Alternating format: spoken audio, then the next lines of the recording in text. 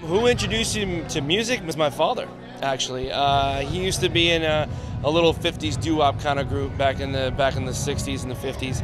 And I've always just was intrigued by hearing him sing and just hearing different things. And I always was kind of like, wow, I like that. And listened to Frankie Lyman and the Teenagers when I grew up, and the Delphonics and all that kind of stuff. And just was always interested about harmonies and putting those together and how, voices can come together and make beautiful chords together.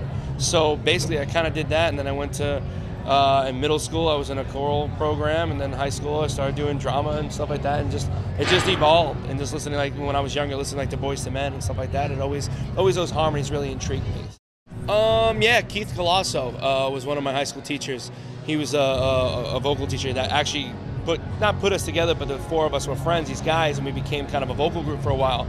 And the cool thing about that whole thing was just always telling us stick together, always practice, always, do your best that you can. Things may never work out when you guys, separate as far as graduation. Always keep music in your life. And that's kind of what I always did. And my old drama teacher, believe it or not, she had an acting studio in Orlando. And every once in a while I'd pop in and actually help these kids out because they were doing like Little Shop of Horrors and something that I actually did on Broadway. So it was really kind of cool to help them out and get them in tune with what the character's about and singing it as well, and what that whole thing is. It's really awesome.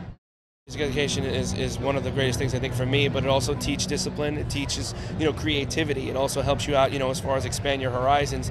And music is endless and it's universal. There's so many things out there that you can learn from music or from playing an instrument or from singing that it goes beyond just, if someone has it in class in school and they just want to do the chorus just to get the credit, it goes beyond that, I think.